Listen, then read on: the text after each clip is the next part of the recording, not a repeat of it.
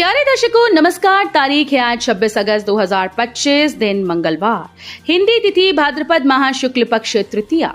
आइए नजर डालते हैं हमारे प्यारे राज्य उत्तराखंड की तमाम बड़ी खबरों पर। वीडियो शुरू करने से पहले कमेंट बॉक्स में जय हिंद लिखकर हमें सपोर्ट करें। तो चलिए शुरू करते हैं। थराली पहुंचे सांसद बलूनी और मंत्री धन सिंह रावत, आपदा प्रभावितों से मिलकर जाना हाल। गढ़वाल सांसद अनिल बलूनी ने आपदा से ग्रसित थराली का दौरा कर प्रभावितों का हाल जाना और वहां हुए नुकसान का जायजा लिया। प्रभावितों ने कहा कि आपदा में सब खत्म हो गया, मकानों में मलबे के सिवाय कुछ नहीं मिला। सांसद बलूनी ने भरोसा दिलाया कि केंद्र और राज्य सरकार दुख की इस घड़ी में उनके साथ खड़ी है। सभी प्रभावितों की हर संभव मदद की जाएगी। इस मौके पर उनके साथ जिले के प्रभारी मंत्री धन सिंह रावत भी मौजूद रहे। सोमवार को दोपहर के बाद आपदाग्रस्त थराली के दौरे पर पहुंचे सांसद अनिल बलूनी ने कुलसारी राहत शिविर में थराली की आपदा प्रभावितों से मुलाकात की और उनका हाल जाना। इस दौरान आपदा प्रभावितों ने उनसे अपना दुख बयां करते हुए मदद की गुहार लगाई। 10 सेकंड में पूरा बाजार हुआ खत्म। कितना डरावना था दृश्य, पीड़ितों ने बताई आप बीती। थराली के कोट डीप राड़ी बगड़ इलाके में आसमान से बरसी आफत ने ऐसा कहर बरपाया कि लोगों की ओर से एक एक पाई जोड़कर बनाए गए आशियाने हों या गुजर बसर की सामग्री, सब एक पल में मलबे से तबाह हो गई। कई आपदा प्रभावित अब बेघर हैं। चेपड़ों में आई सैलाब में कई लोग बह गए, मगर उनकी हिम्मत दिखाई तो उनकी जान बच गई। पीड़ितों ने बताया कि जब सैलाब में बहे तो उस समय जो लकड़ी सरिया मिला उसे पकड़ लिया। लोगों का कहना है कि 10 सेकंड में ही पूरा बाजार खत्म हो गया। बदली तकदीर, पारंपरिक खेती छोड़ श्वेतांशु ने बनाई बागवानी से पहचान, सालाना कमाई 30 लाख रुपए। पारंपरिक खेती से परेशान होकर जब श्वेतांशु ने बागवानी को अपनाया तो उनकी जमीन ने सोना उगलना शुरू कर दिया। आज वे सिर्फ नर्सरी से 25 से 30 लाख रुपए सालाना कमा रहे हैं और बगीचे से प्रति एकड़ 1,40,000 रुपए का मुनाफा बना रहे हैं। इस सफर में मुश्किलें थीं, लेकिन काम के प्रति उनके जज्बे ने राह को आसान कर दिया। काशीपुर रामनगर के बॉर्डर स्थित कामदेवपुर में श्वेतांशु चतुर्वेदी का करीब 30 एकड़ में बगीचा है और 4.5 एकड़ में नर्सरी। श्वेतांशु ने बताया कि 6 वर्ष की उम्र में पिता का निधन हो गया था। ग्रेजुएशन के बाद उन पर पारिवारिक जिम्मेदारी के चलते उन्हें खेती शुरू करनी पड़ी। शुरुआत में उन्होंने सभी की तरह धान, गेहूं और गन्ने की खेती की, लेकिन कभी बारिश नहीं तो कभी खाद न मिलने से परेशानी होती थी। बीज न मिलते और फसल बेचने जाओ तो लागत भी नहीं निकलती थी। लोगों में बढ़ रहा इलेक्ट्रिक लालटेन और लैंप का शौक, बाजारों में बड़ी मांग, ग्राहक जमकर कर रहे खरीदारी।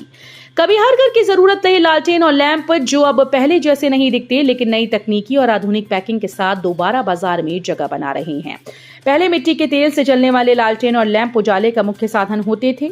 अब ये इलेक्ट्रिक और सोलर चार्जिंग मॉडल में बाजार में आ रहे हैं। ग्रामीण इलाकों में जहां बिजली की आपूर्ति अनियमित रहती है, वहां इलेक्ट्रिक और सोलर चार्जिंग मॉडल की मांग तेजी से बढ़ी है।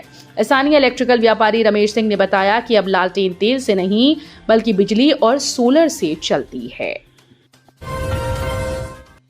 देवली खान बनेगा मशरूम विलेज, 10 यूनिट लगेंगी, 90% सब्सिडी पर होगा उत्पादन, किसानों की बढ़ेगी आमदनी। अल्मोड़ा जिले के हवालबाग विकासखंड के देवली खान गांव को मशरूम विलेज के रूप में विकसित किया जाएगा। जिला योजना के तहत उद्यान विभाग यहां 10 मशरूम यूनिट लगाएगा। इससे किसानों की आर्थिक स्थिति में सुधार तो होगा ही, स्थानीय स्तर पर लोगों को रोजगार भी मिलेगा। एक यूनिट पर लगभग 2.5 लाख रुपए खर्च होंगे। किसानों को 90% यानी 2.25 लाख रुपए की सब्सिडी मिलेगी, जबकि शेष 25,000 रुपए स्वयं वहन करने होंगे। आंखों को लग रही स्क्रीन टाइम की नजर, मोबाइल से चिपके रहने से समय से पहले बदल रहा चश्मे का नंबर। यदि आप घंटों तक मोबाइल या लैपटॉप देखते हैं तो संभल जाइए। ऐसा करना आपके और आपकी आंखों की सेहत के लिए अच्छा नहीं है। नेत्र विशेषज्ञों का कहना है कि लगातार बढ़ता स्क्रीन टाइम बच्चों से लेकर बुजुर्गों तक को बीमार कर रहा है। इससे आंखों में सूखापन बढ़ रहा है। जो लोग चश्मा लगाते हैं उनके चश्मे का नंबर भी समय से पहले बदल रहा है। सुशीला तिवारी राजकीय चिकित्सालय के नेत्र रोग विभाग की ओपीडी में रोजाना 150 से 200 मरीज इलाज के लिए पहुंचते हैं। अस्पताल के डॉक्टर्स के मुताबिक इनमें से 40 से 50 मरीज आंखों में थकान होने की शिकायत लेकर आते हैं। चिकित्सकों का कहना है कि जब उनसे दिन भर में मोबाइल और लैपटॉप देखने को लेकर सवाल किया जाता है तो जवाब होता है कम से कम 7 से 8 घंटे। नैनीताल में पूर्व कुलपति हुई डिजिटल अरेस्ट की शिकार, जालसाजों ने आरबीआई अधिकारी बने 1.47 करोड़ ठगी। शहर के मल्लीताल निवासी बुजुर्ग महिला को डिजिटल अरेस्ट कर साइबर ठगों ने 1.47 करोड़ की रकम ठग ली। साइबर ठगों ने 10 दिनों में एक कमरे में ऐसा सेटअप तैयार किया कि महिला जीवन भर की पूंजी गवा बैठी। बुजुर्ग होने के कारण बैंक कर्मियों को घर बुलाकर उसने अपने 3 खातों से ठगों के 5 खातों में ये रकम डलवाई। एक बैंक कर्मी को शक होने व महिला के रिश्तेदारों को बता देने के बाद महिला को ठगी का एहसास हुआ। महिला पूर्व में रोहिलखंड विश्वविद्यालय में कुलपति रह चुकी हैं। पुलिस मामले की जांच में जुट गई है। होटल रेस्टोरेंट पर बच्चों को देना होगा गर्म दूध, बाल अधिकार संरक्षण आयोग ने दिए निर्देश।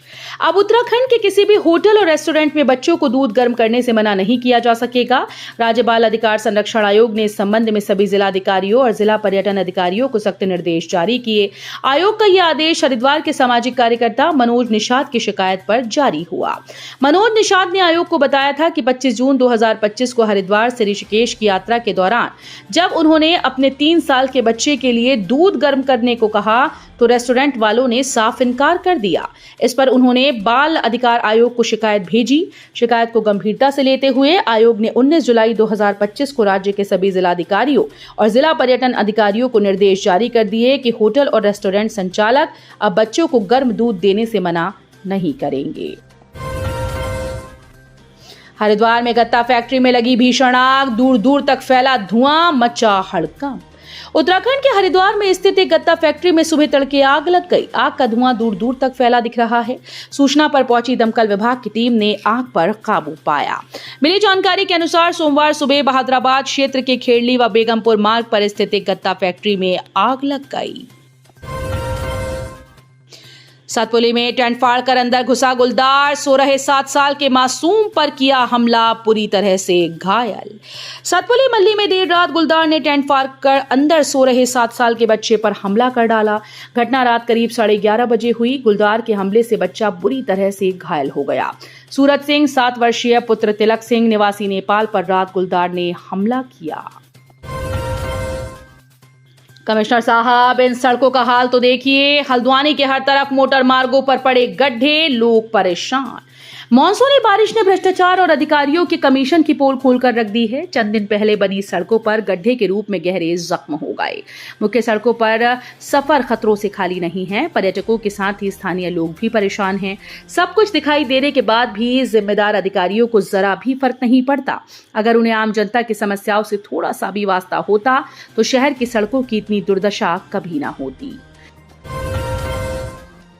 सियाना चट्टी में झील बनने का खतरा बरकरार। गड़गाड़ गदेरे से फिर से आने लगा है मलबा व बोल्डर। सियाना चट्टी के लोगों की समस्या थमने का नाम नहीं ले रही। यमुना नदी के मुहाने पर कुपड़ा क्षेत्र से आने वाले गड़गाड़ गदेरे से मलबा व बोल्डर फिर से आने लगे। इससे यमुना नदी का जल प्रवाह बाधित हो रहा है और दोबारा झील का पानी बढ़ने लगा है। नेथाना पुल से युवक ने मारी नदी में छलांग, साथियों ने बताया बहुत दिनों से था परेशान। श्रीनगर गढ़वाल में नेथाना पुल से एक युवक ने अलकनंदा नदी में छलांग मार दी। बताया जा रहा है कि युवक सुपाड़ा का है और गाड़ी चलाता है। छानबीन करने पर पता चला कि वो कई दिनों से परेशान चल रहा था। देहरादून में सेना के जवान के साथ जमकर मारपीट, 4 हुड़दंगियों को किया गया गिरफ्तार। जानिए पूरा मामला। उत्तराखंड के देहरादून से हैरान कर देने वाला मामला सामने आया, जहां कुछ हुड़दंगियों ने सेना के जवान समेत अन्य लोगों के साथ जमकर मारपीट की। घटना में 2 लोगों के गंभीर घायल होने की सूचना मिली। मामले में पुलिस ने 4 आरोपियों को गिरफ्तार कर लिया है, जबकि अन्य बदमाशों की तलाश की जा रही है। तो ये थी उत्तराखंड की बड़ी खबरें। हम मिलेंगे अगले बुलेटिन में, तब तक के लिए धन्यवाद।